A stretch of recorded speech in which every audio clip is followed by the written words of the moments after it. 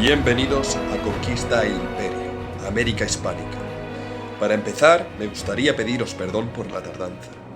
Debido a exámenes y otros asuntos personales, no he podido subir el capítulo con mayor antelación. Gracias por vuestra paciencia. Como novedad, estoy utilizando un micrófono nuevo. Espero que la calidad de sonido haya mejorado. También he añadido una canción de fondo para intentar hacer más ameno el contenido. Sin más dilación, continuamos con nuestra historia. En el último capítulo dejamos a Cristóbal Colón arrestado. Tras meses de navegación, Colón había llegado a lo que hoy conocemos como el Golfo de Paria, en Venezuela. Al contemplar la fertilidad de las tierras y la abundancia de agua dulce que encontraba en sus exploraciones, las bautizó como Tierra de Gracia, convencido de que había alcanzado las inmediaciones del mismísimo paraíso terrenal descrito en la Biblia. Sin embargo, sus días de explorador pronto se vieron empañados por el creciente descontento entre los colonos y las acusaciones de mala gestión. De regreso en Santo Domingo, la situación política y social era insostenible. Las quejas de los colonos llegaron a oídos de los reyes católicos, quienes enviaron a Francisco de Bobadilla con plenos poderes para investigar y restablecer el orden. Bobadilla no tardó en apresar a Colón y a sus hermanos, quienes fueron enviados encadenados a España. Aunque los reyes católicos ordenaron su liberación poco después, la reputación de Colón quedó irremediablemente dañada, marcando el ocaso de su protagonismo en las empresas de exploración. Con su arresto en el año 1500, la corona española tomó el control directo de las posesiones en América, estableciendo un sistema más centralizado para la administración y expansión de los territorios recién descubiertos. A partir de aquí, la expansión hacia el Nuevo Mundo comenzó a diversificarse. Andalucía, con sus puertos en Sevilla y Cádiz, se convirtió en el principal motor de la exploración y salidas de empresas hacia los territorios de ultramar. Navegantes andaluces como Alonso de Ojeda, Juan de la Cosa y Américo Vespucio, entre otros, inspirados en los relatos de Colón, lideraron las expediciones que continuaron desentrañando los misterios de las tierras recién descubiertas. Hoy hablaremos precisamente de estos viajes andaluces, también llamados viajes menores, durante la era de los descubrimientos, los cuales, aunque no generaron una gran cantidad de beneficios económicos inmediatos para España, marcaron un gran impacto en los avances significativos que impulsaron en diversos campos científicos, especialmente en la geografía. Estas exploraciones no solo ampliaron el conocimiento sobre la extensión de las tierras de ultramar allende el Atlántico, sino que también contribuyeron a consolidar la idea de un continente desconocido que se extendía mucho más allá de lo imaginado. Estas expediciones permitieron elaborar mapas más precisos y confirmar teorías sobre la continuidad de las tierras al sur del hemisferio occidental. También fomentaron el desarrollo de técnicas de navegación y cartografía, esenciales para futuras empresas coloniales. Además, aportaron datos valiosos sobre las corrientes oceánicas y las condiciones climáticas, lo que mejoró la comprensión de la dinámica del Atlántico. Aunque los frutos inmediatos de estas expediciones no fueron sustanciales en términos materiales, sentaron las bases para avances científicos y técnicos que beneficiarían a las empresas españolas y europeas en los siglos posteriores.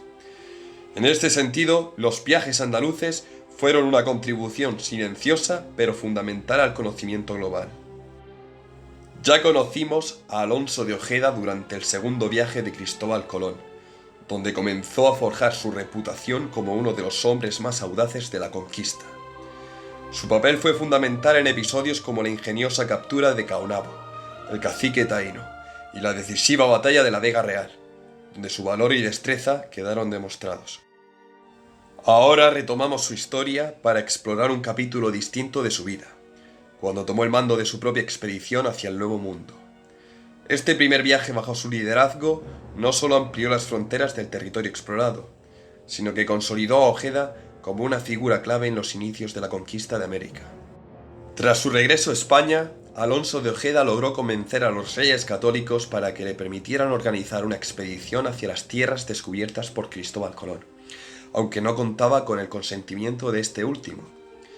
Los monarcas, intrigados por las noticias sobre las riquezas que ofrecía el Nuevo Mundo y al mismo tiempo desconfiados de las gestiones de Colón, vieron en Ojeda una oportunidad para obtener una perspectiva diferente. Así, en mayo de 1499, partió de Cádiz con el respaldo de Américo Vespucio, un erudito florentino fascinado por los confines del mundo conocido, y Juan de la Cosa, un experimentado cartógrafo al que ya conocimos durante los primeros viajes de Colón. Juntos formarían un equipo que mezclaría valentía, ciencia y una incansable pasión por lo desconocido, inaugurando así los ya mencionados viajes menores o viajes andaluces. Bajo el auspicio de comerciantes sevillanos, la expedición zarpó del puerto de Cádiz, con una flota de 4 barcos. La travesía comenzó bordeando la costa africana hasta Cabo Verde, donde viraron hacia el suroeste, siguiendo una ruta similar a la que Colón había trazado en su tercer viaje.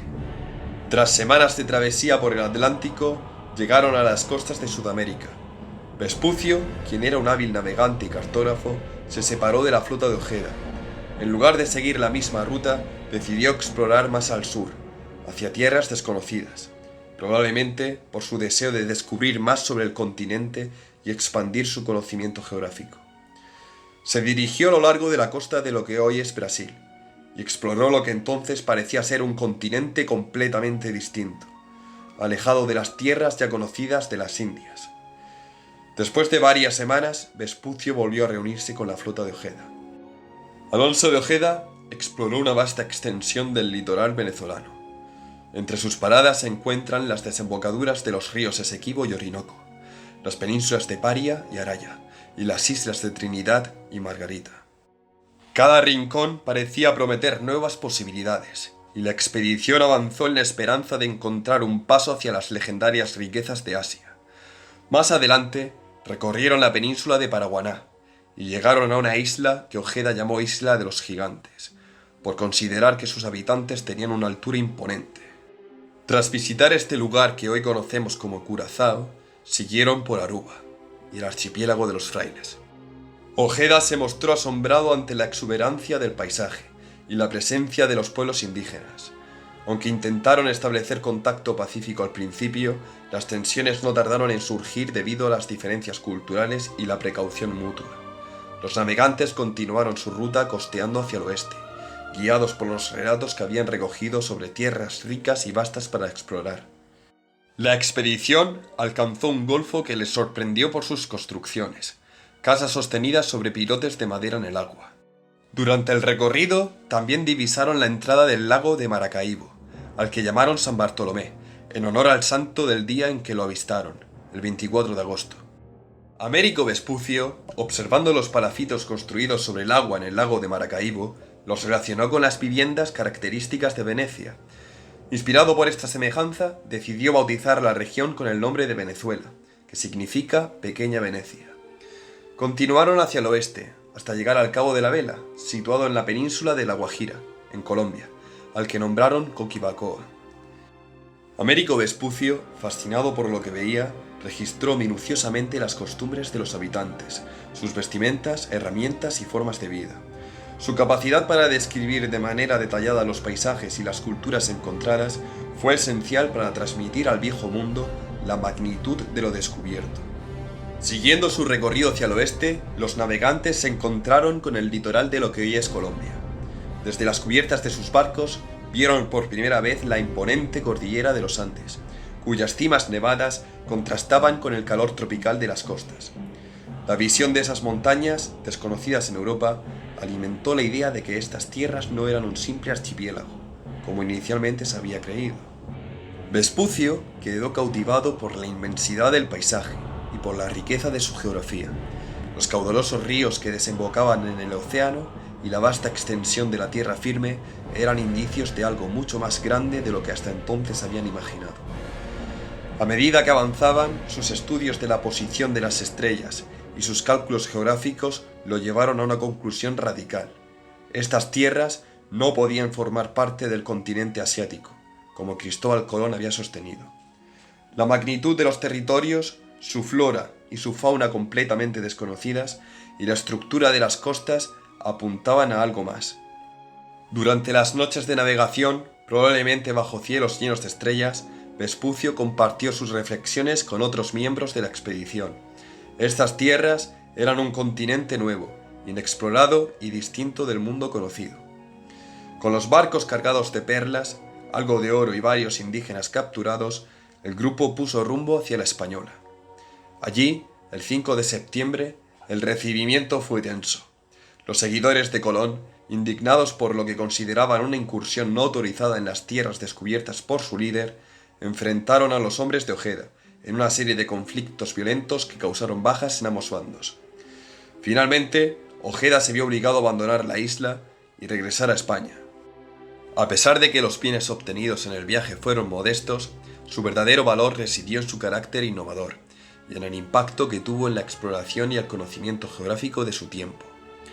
Ojeda lideró la primera expedición en recorrer de manera detallada las costas de Venezuela, estableciendo un hito que no solo amplió el entendimiento de estas tierras, sino que también consolidó a España como un líder indiscutible en el panorama científico y cartográfico de la época.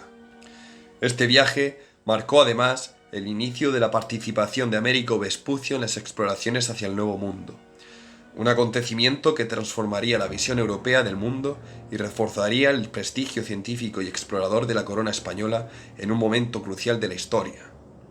En 1500, tras casi un año de exploración, la flota regresó a España. Aunque el viaje había tenido su cuota de pérdidas humanas y materiales, los resultados fueron extraordinarios. Alonso de Ojeda fue recibido como un héroe, mientras que Américo Vespucio comenzó a ganar renombre por sus relatos escritos. Tras regresar a Europa, Vespucio plasmaría sus descubrimientos y reflexiones en una serie de cartas que pronto serían ampliamente difundidas.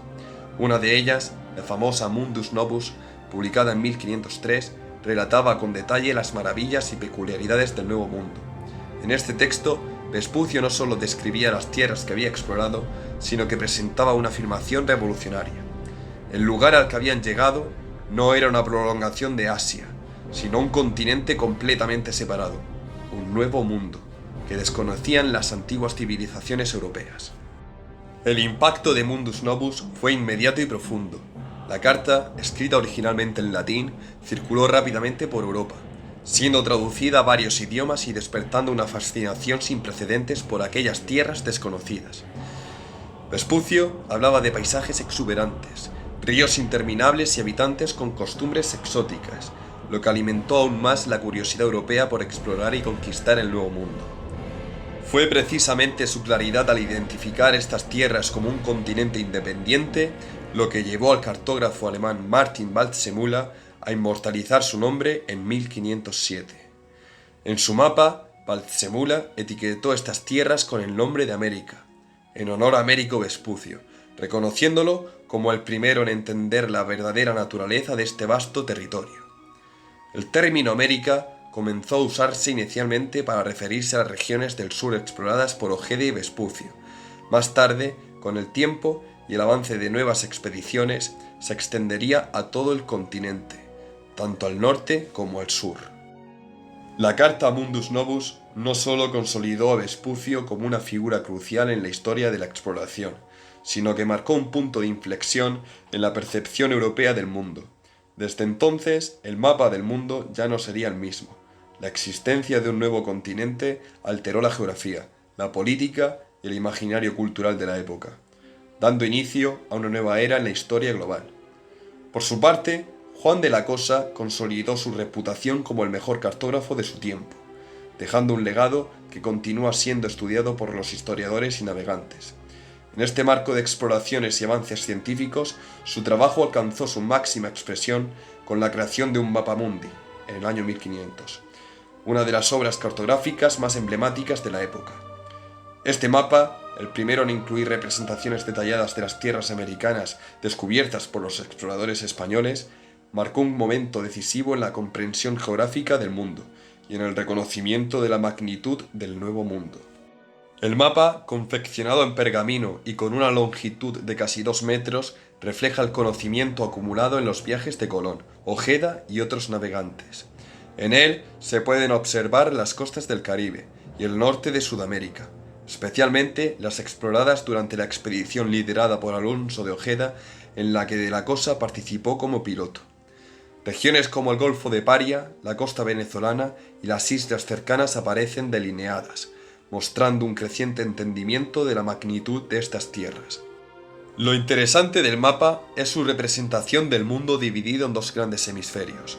En uno se despliega el mundo antiguo, incluyendo Europa, Asia y África, mientras que el otro está dedicado al Nuevo Mundo, en el que las costas americanas comienzan a vislumbrarse como una realidad separada. Aunque no se llega a identificar a América como un continente independiente, el mapa insinúa la existencia de algo mucho mayor de lo que hasta entonces se había imaginado. El trabajo de la cosa no es solo técnico, sino también es artístico. El mapa incluye detalles decorativos como barcos, banderas que identifican la presencia española y notas que reflejan las características de las regiones exploradas. Estos elementos no solo buscaban registrar información, sino también impresionar a los monarcas y patrocinadores, destacando la importancia de las tierras descubiertas. El mapa mundi de Juan de la Cosa es, en esencia, un testimonio visual de los primeros pasos de la expansión europea en América. Fue redescubierto en Francia en el siglo XIX y hoy se conserva en el Museo Naval de Madrid, siendo una pieza clave para entender cómo los europeos comenzaron a concebir el mundo tras los viajes de descubrimiento. Esta obra se enmarca en la emoción y curiosidad de una era en la que el mapa del mundo conocido se expandía con cada expedición, cambiando para siempre la forma en que los europeos entendían su lugar en el globo. De esta manera, este viaje no solo expandió las fronteras del mundo conocido, sino que también fue crucial para consolidar la idea de que las tierras descubiertas por Colón no eran parte de Asia, sino un continente completamente nuevo. Los mapas, relatos y descripciones que surgieron de esta expedición sirvieron como base para futuras expediciones y para el progreso de la conquista de América. Así, la travesía de Alonso de Ojeda, Américo Vespucio y Juan de la Cosa quedó grabada en la historia como una de las grandes epopeyas de la era de los descubrimientos. En 1501, Alonso de Ojeda decidió emprender una nueva expedición al Nuevo Mundo, capitulando nuevamente con los Reyes Católicos el 8 de junio de ese año. Como reconocimiento a los logros obtenidos en su primer viaje, fue nombrado gobernador de Coquibacoa, y se le otorgó el derecho de fundar una colonia en este territorio, aunque se le advirtió que evitara la zona de Paria. Para esta expedición, Ojeda se asoció con los mercaderes sevillanos Juan de Vergara y García de Campos, quienes lograron fletar 4 carabelas para la travesía. En enero de 1502, la expedición zarpó de España, siguiendo un recorrido similar al de su primer viaje. Sin embargo, en esta ocasión pasó de largo del Golfo de Paria y se dirigió hacia la isla de Margarita, donde intentó obtener oro y perlas de los indígenas mediante varios métodos. Después recorrió las costas venezolanas desde Curiana hasta la península de Paraguaná, y el 3 de mayo de 1502 intentó fundar una colonia en la Bahía Honda, en la península de La Guajira, en la actual Colombia. La llamó Santa Cruz y se convirtió en el primer asentamiento español en el territorio colombiano, y por lo tanto en el primero en la tierra firme. No obstante, la colonia de Santa Cruz no logró prosperar.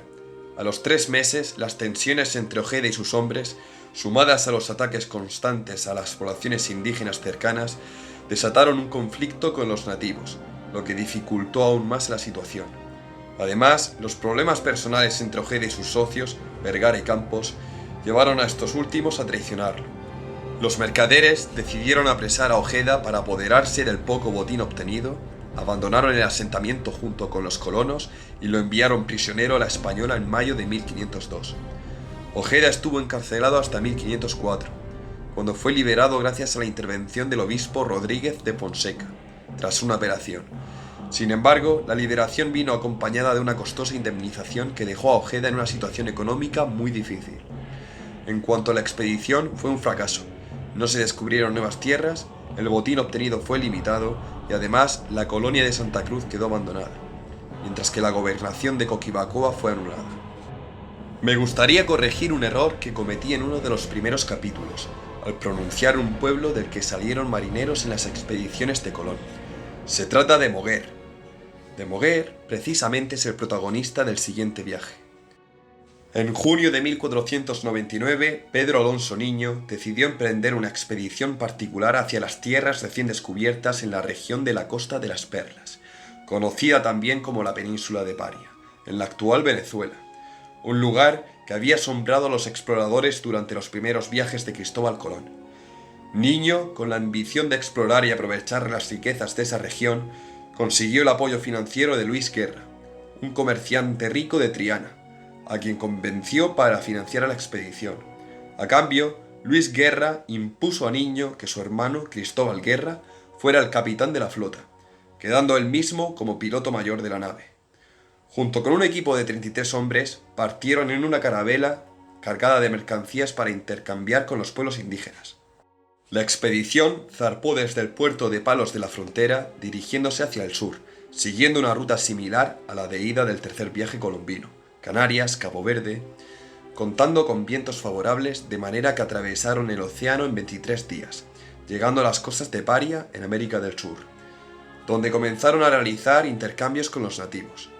Desde allí se dirigieron a la isla Margarita, un lugar rico en perlas, y fue allí donde los españoles se hicieron con una abundante cantidad de este valioso producto. Según el relato de Pedro Mártir de Anglería, los españoles cargaron perlas como si fueran paja, una expresión que subraya la cantidad que lograron obtener en poco tiempo. Tras su paso por la isla, la expedición continuó hacia Cumaná, donde siguieron intercambiando mercancías por más perlas, logrando recolectar más de 150 marcos de perlas en total. Los intercambios se realizaban con mercancías que eran bagatelas para los españoles, es decir, mercancías que no tenían gran valor, de la misma forma que las perlas carecían de importancia para los indígenas, ya que estos no eran conscientes del auténtico valor de dichas perlas. En su recorrido, los navegantes descubrieron minas de oro al oeste, pero pronto se vieron atacados por un ejército de indios en canoas, quienes, enfurecidos, intentaron repeler a los intrusos.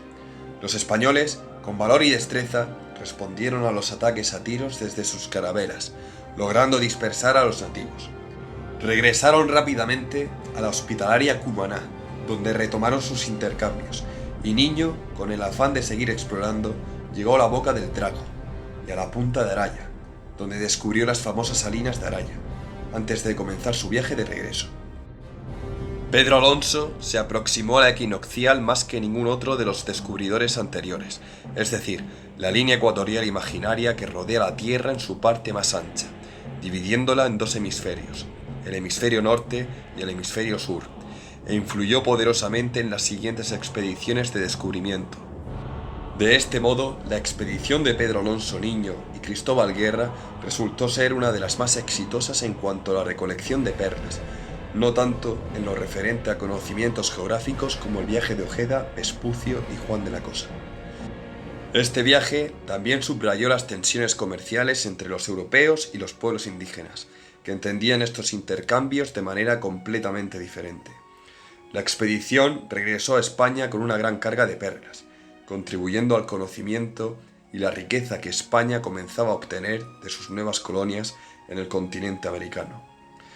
Al llegar a Bayona, en Galicia, en febrero de 1500, la carabela que comandaba estaba cargada de un valioso botín, oro, plata y perlas, tan grandes como avellanas. El botín deslumbró todo el reino, y la noticia de su éxito se propagó rápidamente, convirtiéndose en una leyenda dorada. Muchos consideraron este viaje como un milagro providencial, lo que despertó un frenesí de ansias por nuevos descubrimientos y aventuras en las Indias. Ante tal alboroto, la corona se vio obligada a recordar a los navegantes la necesidad de obtener una licencia real para futuras expediciones, para evitar viajes furtivos. Sin embargo, la gloria de Niño se desmoronó rápidamente. Al rendir cuentas en Bayona, fue acusado de defraudación al tesoro real, ya que había ocultado parte de las riquezas obtenidas, entre ellas las perlas que debían pertenecer a la corona. Además, violó el compromiso firmado de no entrar en territorios previamente descubiertos por Colón. A raíz de esto, gran parte de su fortuna fue confiscada y se le abrió un severo proceso judicial. En medio de los interrogatorios, la rivalidad con Cristóbal Guerra, su compañero de expedición, salió a la luz. Se cree que fue Guerra quien lo acusó de fraude y ocultación, debido a las disputas sobre la distribución de las riquezas obtenidas. Mientras Guerra seguía gozando del favor real, preparando un nuevo viaje como capitán de los Reyes Católicos, Niño pasó largos meses preso, defendiendo su inocencia. El proceso se extendió hasta agosto de 1501, cuando finalmente se ordenó el pago a los miembros de la expedición por las perlas que le correspondían. Guerra, por su parte, emprendió varios viajes adicionales a la misma costa para verificar la situación, pero la relación entre los dos se deterioró irremediablemente debido a los conflictos causados por el encarcelamiento de Niño. El destino de Niño, que una vez había sido considerado un héroe, quedó marcado por la traición, las disputas y la dura realidad de los juicios, mientras que Guerra continuaba con su carrera. Pero el vínculo entre ambos, una vez inseparable, nunca se recuperó. Dentro de la nueva política de descubrimientos, Vicente Yáñez Pinzón y su familia firmaron una capitulación en Sevilla el día 6 de junio de 1499 para viajar al oeste y conseguir llegar a las Islas de las Especias, desconocedores de que en mitad de su trayecto había un vasto continente. Los Pinzón querían aprovechar la oportunidad que les daba la situación política de tensión entre ambas coronas ibéricas y por ello aportaron capital familiar para acelerar todos los trámites burocráticos y facilitar así la salida. La flotilla partió de Sanlúcar de Barrameda a principios de diciembre, adelantándose a Diego de Lepe, que tenía idéntico propósito, con la misión de ir a Catay y Zipango, actual China y Japón.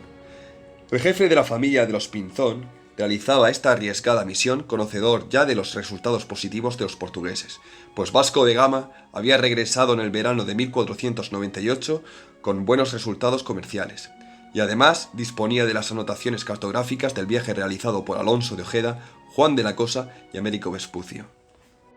Tras unos días de navegación, la flota pasó por las Islas Canarias, pero luego cambió su rumbo hacia Cabo Verde, donde decidieron pasar las fiestas navideñas.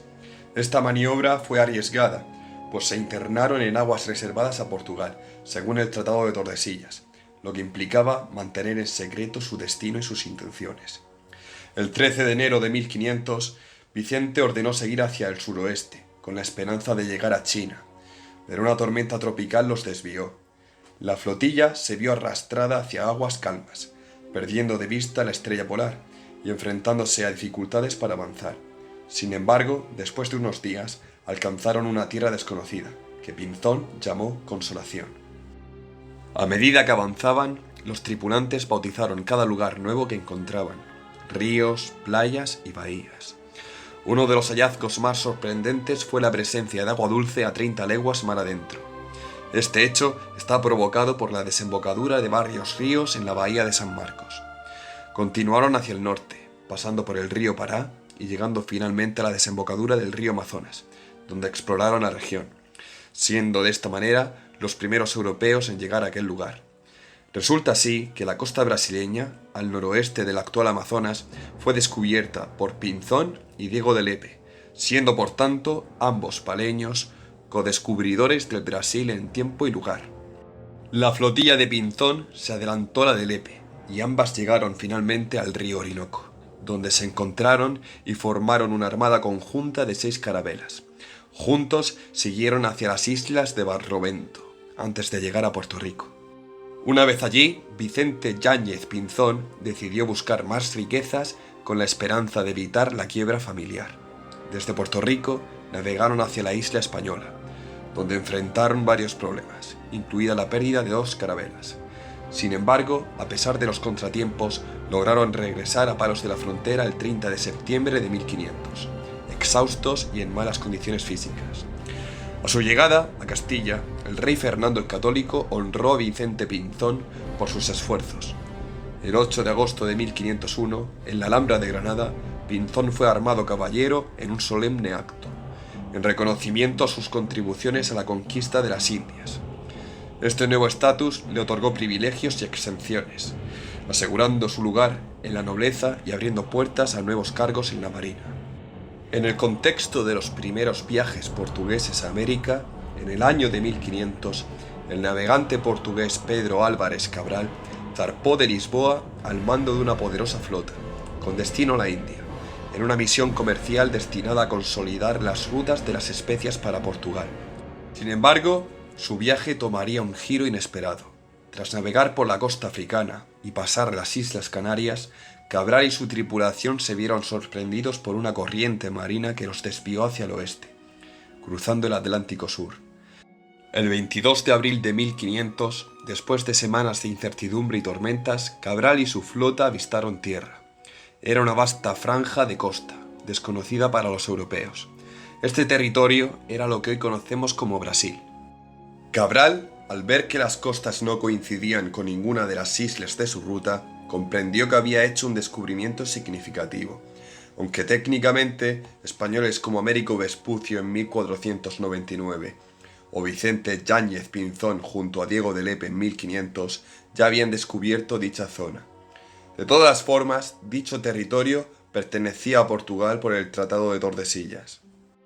Cabral decidió desembarcar en lo que más tarde sería conocido como Porto Seguro, en la actual Bahía de Todos los Santos, donde tuvo un primer contacto con los indígenas locales, quienes les ofrecieron obsequios y les dieron una bienvenida pacífica. Este inesperado descubrimiento de Brasil no fue el objetivo principal de la expedición, pero marcó el inicio de una presencia portuguesa en Sudamérica, que perduraría por siglos. El evento quedó registrado como una de las hazañas más notables de la era de los descubrimientos, cuando un desvío fortuito dio a Portugal una de sus posesiones de ultramar más vastas. Como respuesta al viaje a Brasil de Pedro Álvares Cabral y al reclamo de aquel vasto territorio para Portugal, a finales de agosto de ese mismo año, en 1500, Alonso Vélez de Mendoza, presidente de Moguer, junto con el ya mencionado comerciante sevillano Luis Guerra, zarparon en una expedición que estaría marcada por la rivalidad entre España y Portugal en la era de los descubrimientos. Este viaje, financiado por intereses españoles, tenía el objetivo de explorar las tierras recientemente alcanzadas por los portugueses al otro lado del Atlántico. La llegada de Cabral a las costas brasileñas fue interpretada como una afirmación de las disposiciones del Tratado de Tordesillas, que dividía el mundo entre españoles y portugueses, pero también despertó sospechas y ambiciones por parte de España. Cabral había descrito la región como una tierra extensa y prometedora, y su exploración marcó el inicio de la incorporación de Brasil al mundo conocido por Europa. El viaje de Alonso Vélez de Mendoza y Luis Guerra se inició con 4 carabelas, que navegaron hacia el suroeste, buscando alcanzar las costas brasileñas para verificar los informes portugueses y, de ser posible, reclamar tierras que pudieran estar dentro de la esfera española. Durante su travesía, exploraron el litoral sudamericano, confirmando que las tierras no eran una isla, como se había pensado inicialmente, sino parte de un continente mucho más extenso. A lo largo de su viaje, observaron la rica vegetación tropical y la diversidad de recursos naturales, aspectos que reforzaron la percepción europea de que este nuevo mundo era vasto y lleno de posibilidades. Sin embargo, al no contar con el apoyo logístico ni las bases establecidas por los portugueses, su expedición se limitó a una exploración superficial y a recopilar información crucial para la corte española. Mientras Cabral reclamaba Brasil para Portugal, Vélez de Mendoza y Luis Guerra se encargaban de medir hasta qué punto España podía intervenir en esas tierras. Aunque el Tratado de Tordesillas otorgaba una clara ventaja a Portugal en esa región, el viaje español fue un testimonio de la creciente tensión y competencia entre ambas potencias por el control del Nuevo Mundo. En mayo de 1501, la expedición regresó a España con informes valiosos sobre la extensión y las posibilidades de Brasil. Aunque no se tradujo en reclamos españoles directos, el viaje consolidó el conocimiento geográfico de la región y aportó una pieza más al complejo juego diplomático y explorador entre los reinos ibéricos. Así, el viaje de Alonso Vélez de Mendoza y Luis Guerra se erige como un eco de la gesta de Cabral, pero también como un intento de desafiar el predominio portugués en tierras sudamericanas. Otra expedición que también supuso otro gran hito en esta etapa de descubrimientos fue la de Rodrigo de Bastidas y Juan de la Cosa. Hacia el año 1500, Sevilla era un hervidero de descubridores y aventureros que soñaban con expediciones ultramarinas, alentados por el fin del monopolio colombino, tras el tercer viaje de Cristóbal Colón, que como ya vimos concluyó con su arresto. En este contexto, Rodrigo de Bastidas capituló con la corona el 5 de junio de 1500 para emprender una expedición, con el objetivo de descubrir territorios en las Indias. Bastidas se asoció con el reputado cartógrafo Juan de la Cosa, quien aportó su experiencia tras haber viajado con Ojeda y Vespucio a tierra firme en 1499. Consiguieron fletar una flota compuesta por una nao, una carabela y un bergantín. La tripulación de 22 hombres incluía al entonces desconocido Vasco Núñez de Balboa, futuro conquistador y descubridor del Océano Pacífico, del que en otro capítulo, por supuesto, hablaremos. La expedición zarpó de Cádiz entre septiembre de 1501 y enero de 1502. Tras hacer escala en La Gomera, cruzaron el Atlántico siguiendo una ruta posiblemente inspirada en el tercer viaje de Colón. Llegaron a una isla que llamaron Verde, probablemente Granada, y desde allí navegaron hacia la tierra firme. Explorar la península de La Guajira y el Cabo de la Vela marcó el inicio de su verdadera contribución geográfica, el descubrimiento de toda la costa atlántica colombiana. En este viaje identificaron importantes puntos geográficos como la bahía de Santa Marta, la desembocadura del río Magdalena, la bahía de Cartagena y el Golfo de Urabá, al que bautizaron como Golfo Dulce. Además, descubrieron la costa panameña, alcanzando lugares como el Cabo Tiburón y posiblemente la isla de Piñas. Realizaron rescates de oro y perlas en diversas escalas, utilizando regalos como cascabeles y vidrios de colores para comerciar con los nativos. Sin embargo, la expedición enfrentó serias dificultades. El ataque del molusco broma, una especie de almeja de agua salada que deterioró las embarcaciones, les obligó a buscar reparaciones provisionales en islas cercanas a Santo Domingo. Una tormenta posterior hundió sus naves cerca de Saraguá, en la isla de la Española. Bastidas y su tripulación, cargados de oro, perlas e indios para servir como traductores, caminaron hasta Santo Domingo, donde fueron recibidos por el gobernador Francisco de Bobadilla. Bobadilla acusó a Bastidas de comerciar ilegalmente con los indios y de repartir armas entre ellos, por lo que fue encarcelado hasta que llegó el nuevo gobernador, Nicolás de Obando, en 1502. Bastidas fue enviado a España junto con su proceso y los tesoros recuperados. Su expedición dejó un legado importante, el descubrimiento de la costa atlántica colombiana y el Golfo de Urabá, zonas que serían clave para futuras expansiones. Además, revalorizó la rentabilidad de las Indias, consolidando la importancia de la exploración y comercio ultramarinos en la opinión pública española. Otro explorador destacable de los viajes andaluces es Juan Bermúdez, quien en el año 1505 se preparaba para un viaje que marcaría su nombre en los anales de la historia. Durante aquellos años, las costas de América, descubiertas por Cristóbal Colón una década antes, comenzaban a atraer la atención de aventureros y comerciantes, que deseaban explorar más allá de lo conocido, en busca de nuevas rutas y tierras. De hecho, Bermúdez también participó en el primer viaje de Colón, yendo a bordo de la Pinta, la carabela que, como ya vimos, fue capitaneada por Martín Alonso Pinzón. Bermúdez, al igual que muchos de sus contemporáneos, sentía la urgencia de encontrar nuevas rutas comerciales que conectaran el Nuevo Mundo con España. Con ese propósito, zarpó llevando consigo una pequeña flota, sin saber que su travesía lo llevaría a un lugar inexplorado y misterioso, un archipiélago que cambiaría para siempre el rumbo de la navegación atlántica. En algún punto de su viaje, mientras surcaba las aguas del Océano Atlántico, Bermúdez y su tripulación llegaron a un conjunto de islas que nunca antes se habían registrado en los mapas. Eran islas solitarias, rodeadas de aguas turbulentas y un clima impredecible, provocado por la corriente del Golfo, un movimiento superficial de las aguas del océano que trae aparejado un tiempo muy inestable, con sus característicos huracanes. Además, debido a un sistema de arrecifes, el acceso a ellas solía ser complicado. Sin embargo, Bermúdez, con su espíritu intrépido, decidió marcar en su bitácora aquel nuevo hallazgo, sin saber aún el peso histórico que tendría. El archipiélago, que más tarde recibiría su nombre en honor a su descubridor, las Islas Bermudas, se encontraba en un rincón aislado del Atlántico.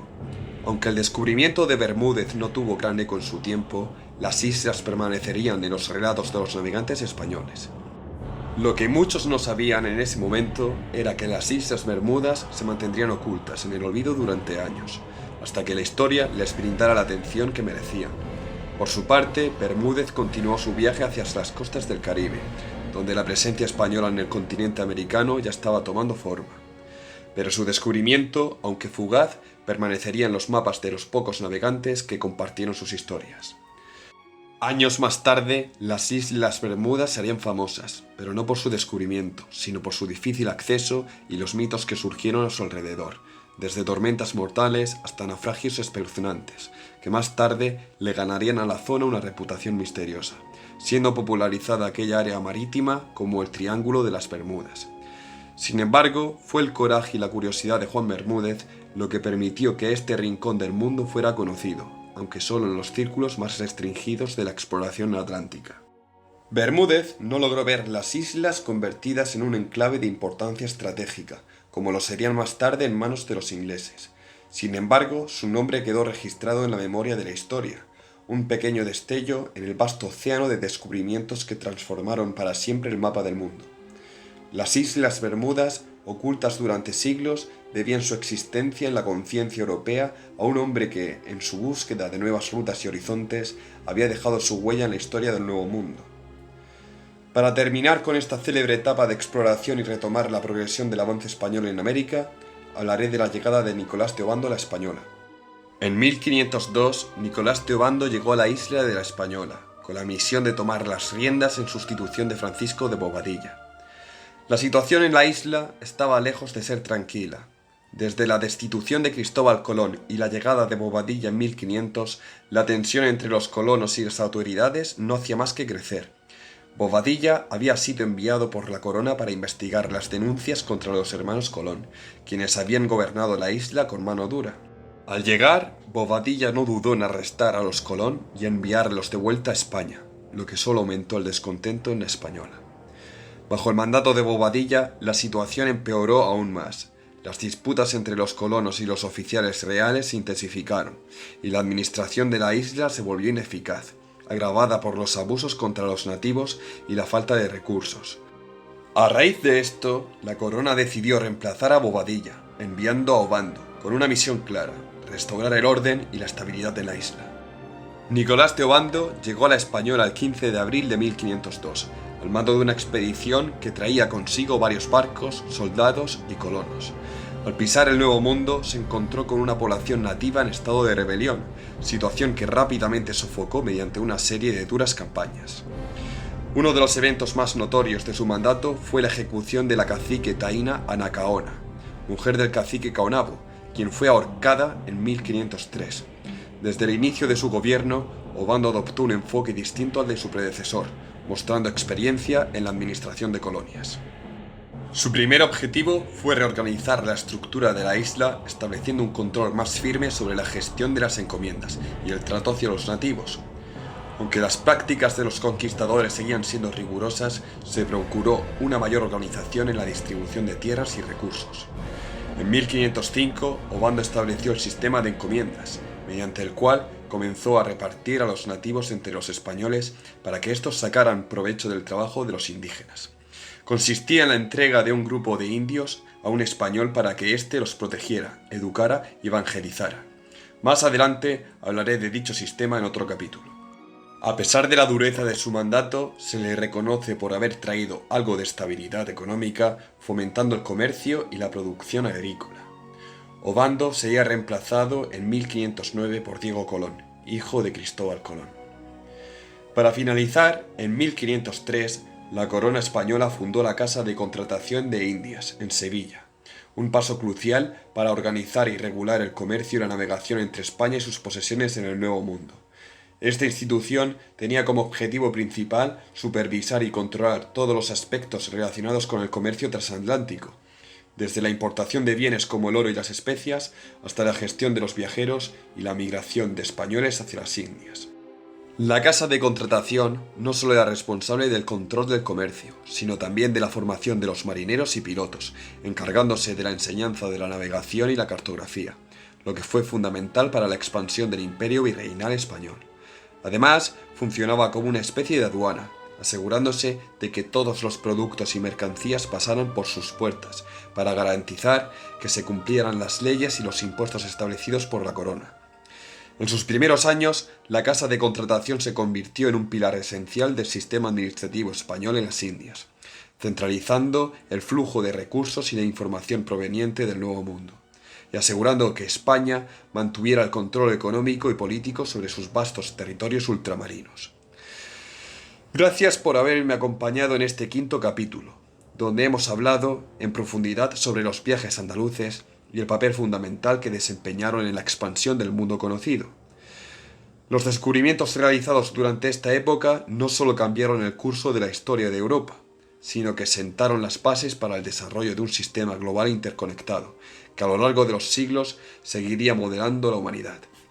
En el próximo capítulo hablaremos del cuarto y último viaje del gran almirante de la mar Océana, Cristóbal Colón, que intentará resarcirse de su caída en la desgracia después de su arresto. Gracias por escucharme y os espero en el próximo episodio. Por cierto, os deseo feliz Navidad y próspero Año Nuevo.